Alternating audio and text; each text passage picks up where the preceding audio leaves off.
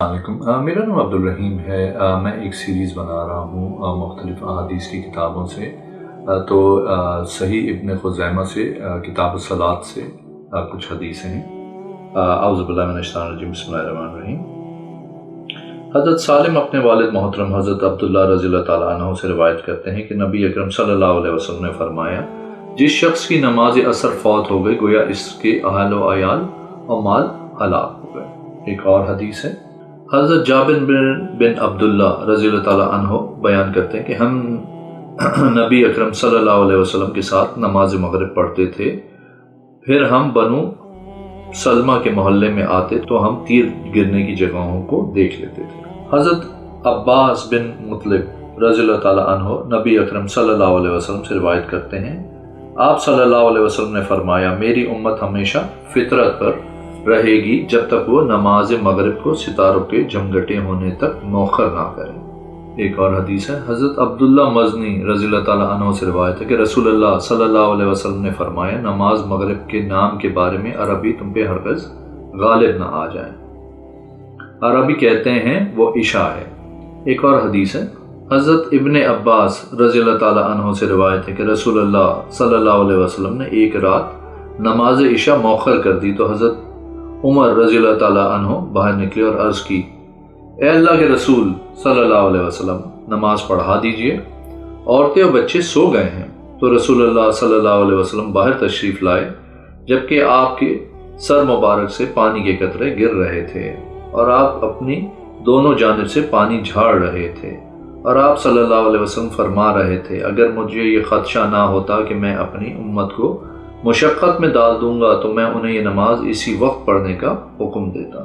ابن جریج اور عمر دو میں سے کسی ایک نے یہ الفاظ روایت کیے ہیں، یہی وقت ہے، اگر مجھے یہ خیال نہ ہوتا تو میں اپنی امت کو مشکل و مشقت میں ڈال دوں گا۔ ایک اور حدیث ہے، حضرت ابن عمر رضی اللہ تعالیٰ عنہ بیان کرتے ہیں، ایک رات رسول اللہ صلی اللہ علیہ وسلم نے نماز عشاء کو مؤخر کر دیا تو حضرت عمر رضی اللہ تعالیٰ عنہ بآواز آپ صلی اللہ علیہ وسلم سے عرض کی، حضور، عورتیں اور بچے سو گئے ہیں۔ تو آپ صلی اللہ علیہ وسلم ان کی طرف تشریف لائے، فرمایا،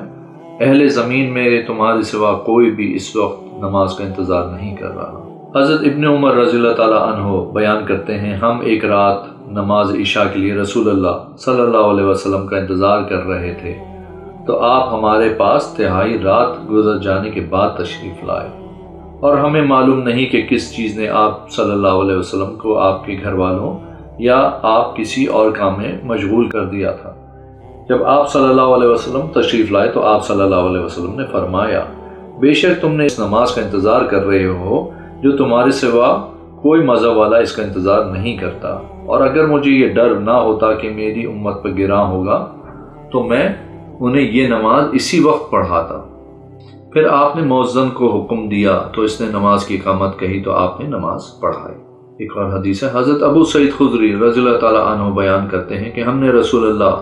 صلی اللہ علیہ وسلم کا نماز عشاء کے لیے تقریباً آدھی رات تک انتظار کیا، پھر آپ صلی اللہ علیہ وسلم تشریف لائے اور ہمیں نماز پڑھائی، اور پھر فرمایا، اپنی نشستوں کو سنبھال لو، بے شک لوگ تو سو چکے ہیں، بے شک تم جب سے نماز کا انتظار کر رہے ہو اس وقت سے مسلسل نماز ہی میں ہو،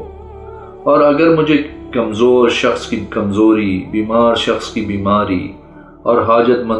مند کی حاجت مندی،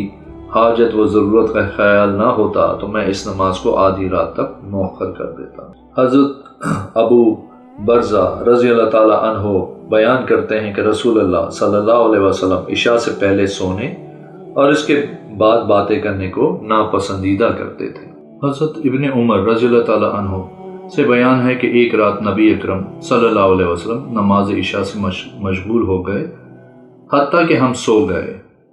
پھر ہم بیدار ہوئے، پھر ہم سو گئے، پھر ہم بیدار ہوئے، پھر آپ صلی اللہ علیہ وسلم تشریف لائے تو فرمایا، تمہارے سوا اہل زمین میں سے کوئی بھی نماز کا منتظر نہیں۔ حضرت ابن عباس رضی اللہ تعالیٰ عنہ کی حدیث میں ہے، تو حضرت عمر باہر نکلے تو انہوں نے عرض کی، اے اللہ کے رسول صلی اللہ علیہ وسلم، نماز پڑھا دیجئے، عورتیں و بچے سو گئے ہیں۔ ایک اور حدیث ہے، حضرت عائشہ رضی اللہ تعالیٰ عنہا سے روایت ہے کہ ایک رات رسول اللہ صلی اللہ علیہ وسلم نے نماز عشاء مؤخر کر دی، حتیٰ کہ رات کا اکثر حصہ گزر گیا، مسجد والے سو گئے، پھر آپ صلی اللہ علیہ وسلم تشریف لائے، نماز پڑھائی اور فرمایا بے شک اس کا یہی وقت ہے، اگر مجھے یہ ڈر نہ ہوتا کہ میں اپنی امت کو مشقت میں ڈال دوں گا۔ ایک اور حدیث ہے، حضرت ابن عمر رضی اللہ تعالیٰ عنہ بیان کرتے ہیں، میں نے رسول اللہ صلی اللہ علیہ وسلم کو فرماتے سنا، اعرابی تمہارے نماز کے نام کے بارے میں تم پر ہرگز غالب نہ آ جائیں، بے شک 2 اونٹوں پر دودھ دھونے کی وجہ سے دیر کیا کرتے تھے، اس لیے عشاء کو اسما کہتے تھے، بے شک وہ نماز عشاء ہے۔ ایک اور حدیث ہے، حضرت عائشہ رضی اللہ تعالیٰ عنہا بیان کرتی ہیں کہ مومن عورتیں رسول اللہ صلی اللہ علیہ وسلم کے ساتھ صبح کی نماز ادا کرتی تھیں، پھر وہ اپنی چادروں میں لپٹی واپس نکلتی تھیں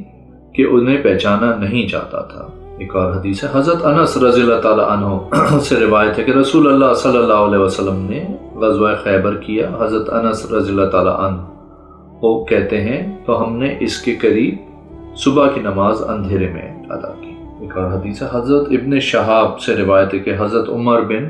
عبدالعزیز رحمۃ اللہ علیہ ممبر پر تشریف فرما تھے تو انہوں نے نماز کچھ مؤخر کر دی، تو حضرت عمر بن زبیر نے فرمایا بے شک جبرائیل علیہ السلام نے محمد صلی اللہ علیہ وسلم کو نماز کے وقت کے متعلق بیان فرمایا ہے۔ تو حضرت عمر نے کہا خوب سمجھ لو تم کیا کہہ رہے ہو، تو حضرت عمر نے کہا میں نے بشیر بن ابی مسعود کو سنا ہے، وہ کہہ رہے تھے میں نے ابو مسعود انصاری رضی اللہ تعالیٰ عنہ کو فرماتے سنا، وہ کہتے ہیں میں نے رسول اللہ صلی اللہ علیہ وسلم کو فرماتے ہوئے سنا، جبرائیل علیہ السلام نازل ہوئے تو انہوں نے مجھے نماز کے وقت کی خبر دی، تو میں نے ان کے ساتھ نماز ادا کی، پھر میں نے اس کے ساتھ نماز ادا کی، پھر میں نے اس کے ساتھ نماز پڑھی، پھر میں نے ان کے ساتھ نماز ادا کی، تو انہوں نے 5 نمازیں اپنی انگلیوں پر شمار کی،